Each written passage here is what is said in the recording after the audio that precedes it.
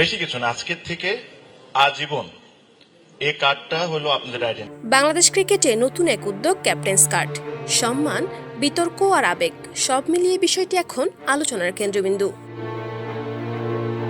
Bangladesh cricket board এবার সাবেক ও বর্তমান অধিনায়কদের জন্য বিশেষ এই কার্ড চালু করেছে। মূল উদ্দেশ্য, যারা একসময় দলকে নেতৃত্ব দিয়েছেন তাদের অবদানকে স্বীকৃতি দেওয়া। রাজধানীর একটি 5 তারকা হোটেলে আয়োজিত অনুষ্ঠানে 32 জন সাবেক অধিনায়কের হাতে এই কার্ড তুলে দেওয়া হয়। এই ক্যাপ্টেন্স কার্ড শুধু একটি পরিচয়পত্র নয়, বরং নানা সুবিধার প্যাকেজ। কার্ডধারীরা আইসিসি ও এসিসির ইভেন্ট, দ্বিপাক্ষিক সিরিজ, এমনকি বিপিএল সহ সব আন্তর্জাতিক ও ঘরোয়া ম্যাচে স্টেডিয়ামে প্রবেশ করতে পারবেন। এছাড়া স্টেডিয়ামে বিশেষ পার্কিং সুবিধা থাকবে। পরিবারের ব্যবহারের জন্য আগের টিকিট সুবিধাও বহাল থাকবে। সবচেয়ে গুরুত্বপূর্ণ বিষয়, অবসরের পরও অধিনায়কেরা পাবেন জাতীয় দলের বর্তমান ক্রিকেটারদের মতো স্বাস্থ্য বীমা। প্রয়োজনে বিসিবির মেডিকেল টিম 24 ঘন্টা পাশে থাকবে। এমনকি বিদেশে চিকিৎসার ব্যবস্থাও করে দেবে বোর্ড। এই উদ্যোগের পেছনে নেতৃত্ব দিয়েছেন বিসিবি সভাপতি তামিম ইকবাল। তিনি স্পষ্ট ভাষায় বলেন, এটা বড় কিছু না, কিন্তু সম্মান জানানোর একটি শুরু।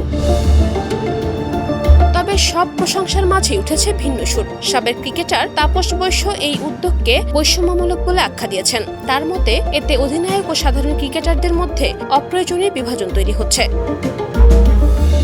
তিনি প্রশ্ন তুলেছেন, যেখানে একটি দল 11 জনের সম্মিলিত প্রচেষ্টায় খেলে, সেখানে অবসরের পর কেন শুধু অধিনায়কদের জন্য আলাদা সুবিধা? উদাহরণ টেনে তিনি বলেন, মোহাম্মদ রফিকের মতো জনপ্রিয় খেলোয়াড় যদি সাধারণ গ্যালারিতে বসেন আর কম অভিজ্ঞ কোনো অধিনায়ক ভিআইপি সুবিধা পান, তা কি ন্যায্য? ভবিষ্যতে তিনি একটি ভিডিও বার্তায় এই বৈষম্য নিয়ে কথা বলবেন উল্লেখ করে তিনি আরও লিখেছেন, অধিনায়করা রাজা আর অন্যরা প্রজা। অধিনায়ক হলেই তুমি চৌধুরী আর অন্য সতীর্থরা। খেলে তো সকলেই মিলে, 11 জন বা 14 জন। খেলা ছেড়ে দেওয়ার পর সকলেই জাতীয় খেলোয়াড়। এই বিতর্কে স্পষ্ট, একদিকে সম্মান দেওয়ার উদ্যোগ, অন্যদিকে সমতা নিয়ে প্রশ্ন। বাংলাদেশ ক্রিকেটে ক্যাপ্টেন্স কার্ড তাই এখন শুধু একটি সুবিধা নয়, এটি হয়ে উঠেছে সম্মান বনাম সমতার এক নতুন সমালোচনার বিষয়। Next report, campus Times.